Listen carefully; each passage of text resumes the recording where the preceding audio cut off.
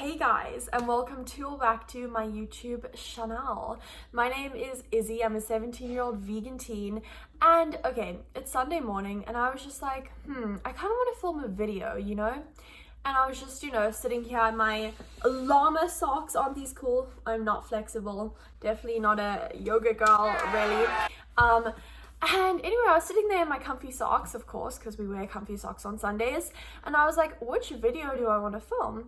And I was like, I want to do something that's not a what I eat in a day, because I've done a couple of those. So I decided to do a 10 pantry staples video. And this is for like people who are either in college, so they're like, I don't want to be preparing a full meal, like I've got work to do, stuff like that. Or I'm in high school because I know that's a lot of work. Or if you're working at a job, or honestly if you're not even a busy person and you just want to watch Netflix rather than spending all your time cooking, I can relate. This video is for all types of those people. So let's get on into the 10 pantry staples that if you're a vegan you 100% need in your pantry. Oh, but before we get on into the video, you over there, please go comment your 3 pantry staples, because honestly one of my favorite things about making YouTube videos is like interacting with you guys. So go comment your 3, or like how you use your 3 pantry staples, because I would love to know. Okay, starting off, number 1, this is cacao powder.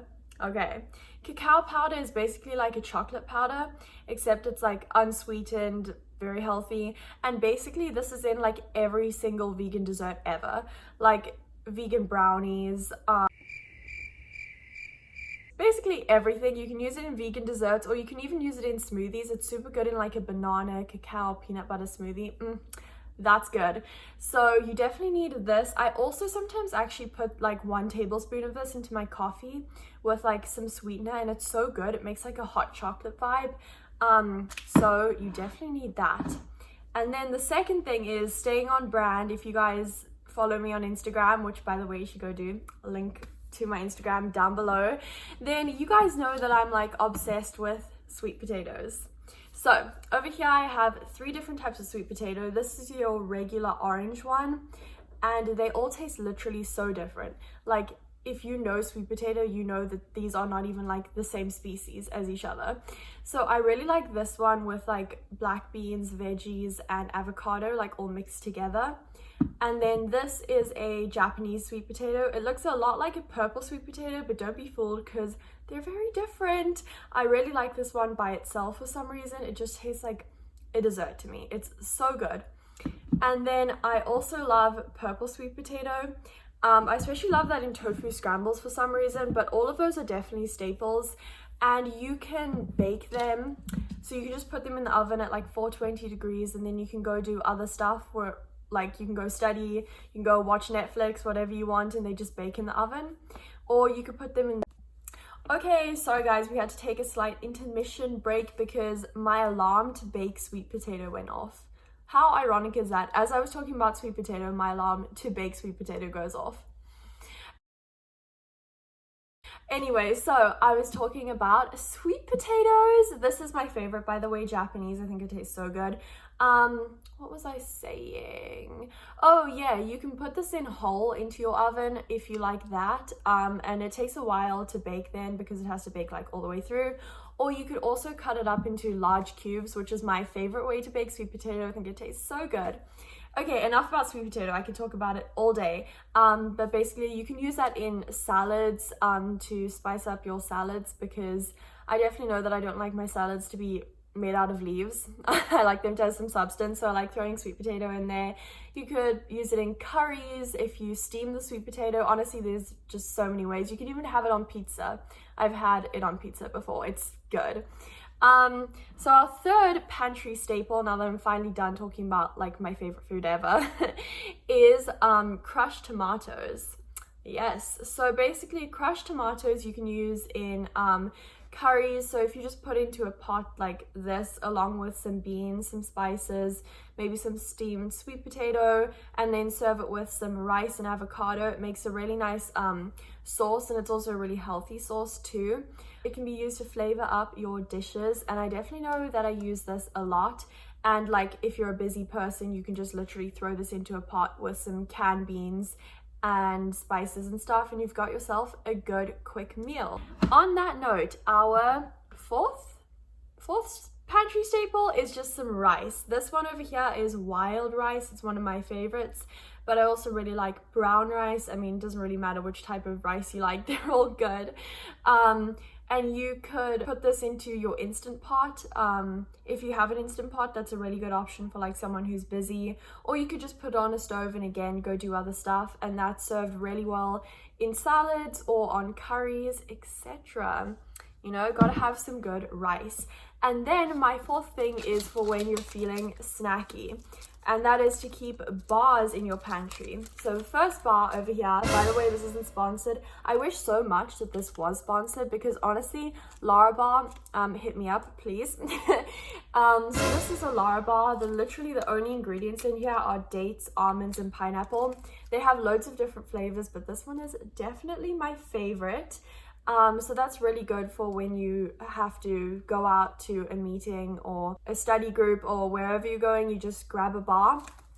I also really like these protein bars, because most protein bars I find are full of like added sugars and sweeteners and stuff like this, but this one is not.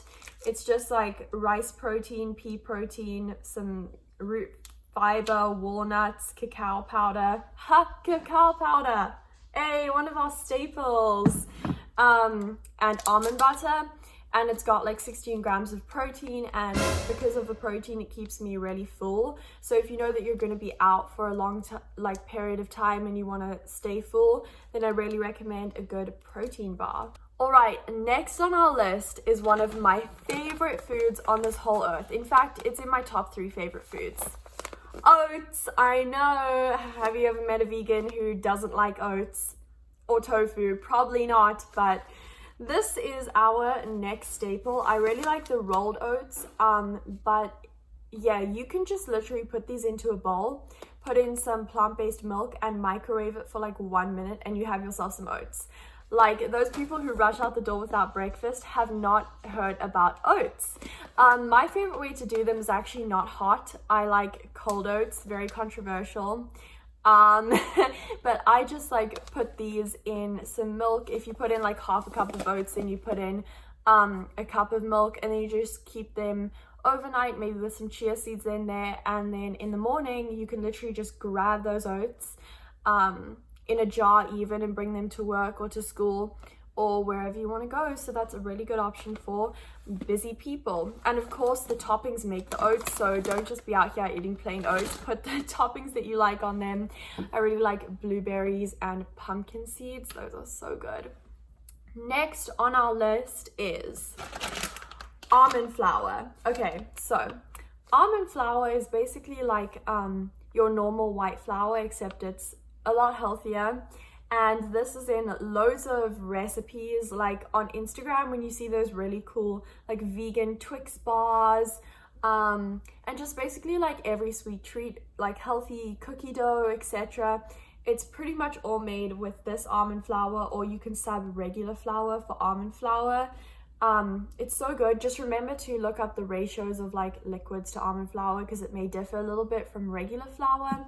But this is just a really good healthy option, and you can use it to make all of your favorite sweet treats. Next on the list, talking about sweet things, we have dried mango. This is another kind of snacky thing. Dried mango is something that I love to have just before gym, because if you're going to go exercise, you want some like sugar and some carbs to fuel you through your workout, but you don't want anything that's going to like make you bloated or make you feel too full to go to gym, which is why dried fruit is really good, because it's like less volume in your stomach, if that makes sense. I also love dried persimmon. In fact, I probably like dried persimmon more than dried mango, but I also really like dried mango. So that's a really good staple for active vegans, or honestly inactive vegans. That's fine too. You can snack on dried mango while you're watching Netflix, which is also the next pantry staple. We are getting to the end of our list, sadly. It actually wasn't too hard to pick these things, because I just knew which things I use all the time. And this is definitely one of them. It's coconut milk. This one's actually coconut whipped cream. I couldn't find the regular coconut milk in the pantries since we've run out because we use it so much, so that's a good sign. But you can also actually use this one the same way that you would coconut milk.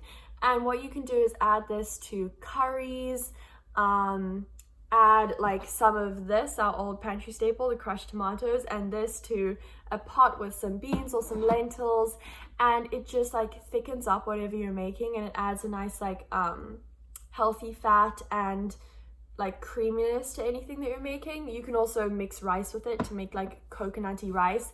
It's just really good. And now for our final staple of the video, we have some dried lentils. I know, these are so pretty. I literally just brought the orange lentils because they're pretty. They taste very similar to the other lentils. But with dried lentils, you can honestly, I know, okay, if I'm like back from school, I'm like, I definitely want to be using the canned lentils and just rinsing them to put them in my dish. I don't want to be cooking dry lentils, but honestly guys, cooking dry lentils takes like no time. Like you can do other stuff while they're cooking in the pot. Literally just look up like how to cook dried lentils, and it's really easy, and you can make it into a really nice dal. Again, maybe with some coconut milk, that would be really good. But if you do just need like a meal right now and you can't wait for it to cook, then definitely try canned lentils. You can also try canned beans, canned chickpeas that you can make hummus from. Honestly, canned anything is kind of what I'm living off right now as a student. And then, okay, I know I said that it's 10 pantry staples, but we have one more thing, and it is a bonus because it's not really a staple, but it's like a secondary staple, you know? You'll see what I mean. It is protein powder. Now, this is more on the expensive side. Everything else that I've showed today has been relatively inexpensive, which makes it a staple. But this one is more on the expensive side, but I really love it, and it's protein powder. I know that when I drink like smoothies or eat smoothie bowls, they just don't fill me up. Like, I feel like maybe I've heard a lot of people feel the same way. So if you want like your smoothies or your smoothie bowls to fill you up a little bit more, I really recommend protein powder. I know that if I have a smoothie with protein powder, I'm full. If I don't have my protein powder in it, I'm hungry in 5 minutes. So I really love this protein powder. I also really like it pre-workout. Any brand of protein powder works, like any plant-based brand of protein powder. There's so many of them. I've had quite a few. This one is my favorite, but they're all good. I ordered this online off Amazon. I also use it a lot when like I come back from my workouts. I just mix it with some coconut water, which sounds really weird, but it seriously is so good, and it makes the best drink. You can also actually use it in sweet treats. Like a lot of like brownies or little balls will have protein powder in it, and it tastes really good, even though it might sound really weird. I also like to put it in my chia seed pudding.